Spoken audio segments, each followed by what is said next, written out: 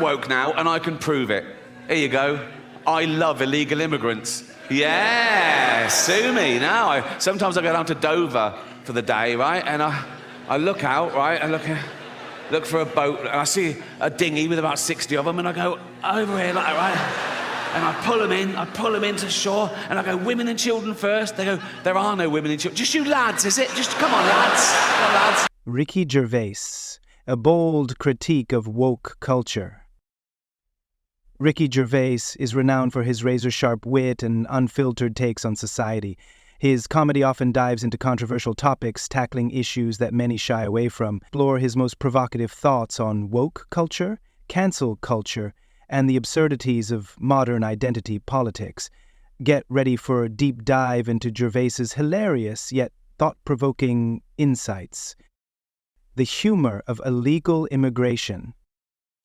Gervais starts off with a bold declaration. I am woke now, and I can prove it. Here you go. I love illegal immigrants. With this statement, he sets the stage for a humorous exploration of immigration. He shares a comical scenario where he envisions himself rescuing immigrants from a dinghy, only to find out they are just a group of men. His punchline, women and children first, is a clever twist that highlights the absurdities surrounding the topic. By suggesting that immigrants should head to Gary Lineker's house, Gervais transforms a serious issue into a laugh-out-loud moment.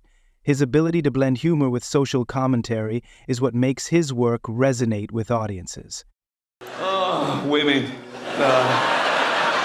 Not all women. I mean the old-fashioned ones. You know, the old-fashioned women. Oh, God. You know, the ones with wombs. Oh.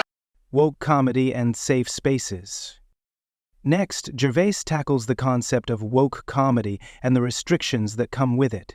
He expresses a sustained disdain for the idea of safe spaces in stand-up.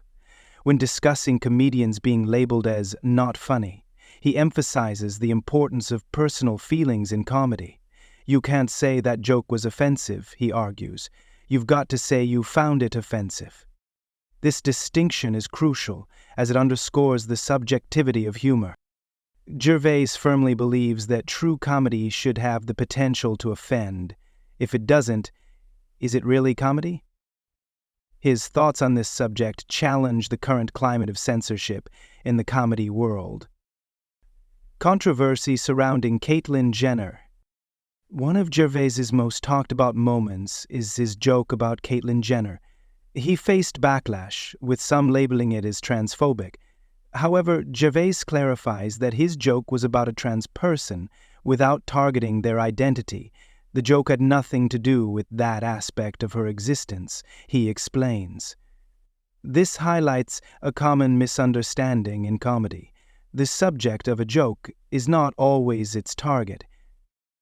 Cancel culture, a double-edged sword. Gervais doesn't shy away from discussing cancel culture. He warns that those who revel in the cancellation of others may one day find themselves in a similar position. If you're the type of person to revel in someone getting cancelled for something they said 10 years ago, he cautions, you're just ensuring that one day you'll be cancelled for something you said today. This insight serves as a stark reminder of the unpredictable nature of public opinion. Redefining womanhood. As Gervais delves into the shifting definitions of gender and identity, he does so with his signature humor. His comment about old-fashioned women is both amusing and thought-provoking. By mentioning the ones with wombs, he challenges modern interpretations of gender in a way that is both sharp and comedic.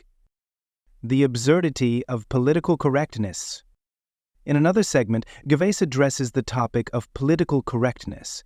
He recounts a radio discussion where a woman compares being fat to being gay. His response? No, it's not. This illustrates his belief that some comparisons simply don't hold up under scrutiny. Gervais's take on obesity and identity politics demonstrates his commitment to challenging societal norms through humor. The hypocrisy of woke corporations. Gervais also critiques the hypocrisy of corporations that engage in virtue signaling while operating under questionable ethical practices. He points out that companies like Apple produce content about dignity while running sweatshops in the background. This contradiction highlights the absurdity of modern corporate morality. The evolution of language, the meaning of queer. As Gervais navigates the changing definitions of words, he humorously notes how the term queer has evolved over time. What once referred to someone attracted to the same sex can now apply to a straight man seeking attention. This playful observation underscores the fluidity of language and societal norms. The subjectivity of offense. When discussing offense, Gervais emphasizes that being offended doesn't automatically make someone right.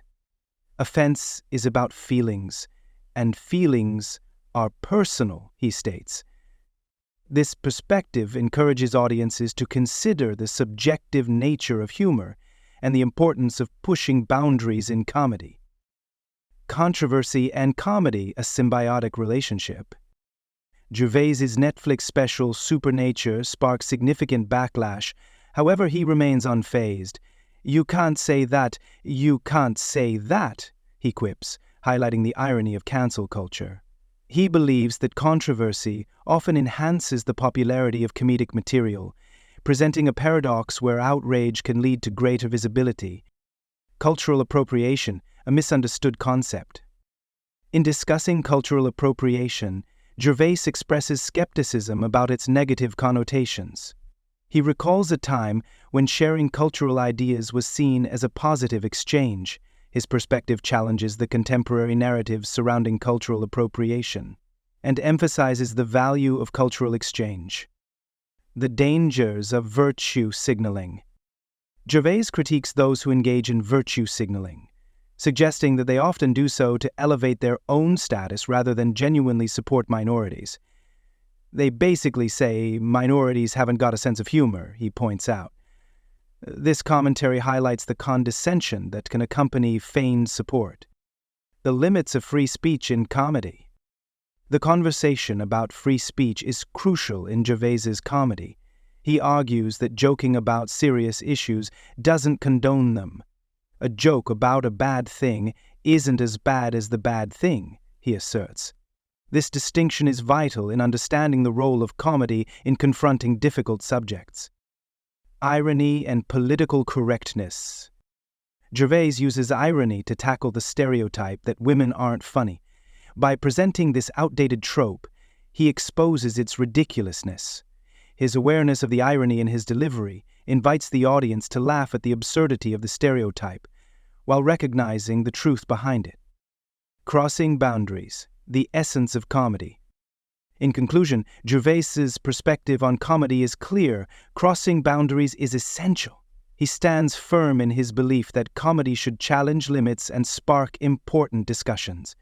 "I did think of adopting a little third-world child," he jokes, illustrating the lengths he's willing to go for comedic effect.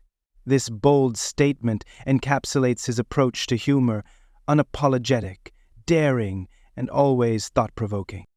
Ricky Gervais isn't just a comedian. He's a cultural commentator who uses humor to dissect the complexities of modern society. His takes on woke culture, cancel culture, and the absurdities of identity politics encourage audiences to think critically while laughing heartily. If you enjoyed this exploration of Gervais's work, be sure to share your thoughts and keep the conversation going.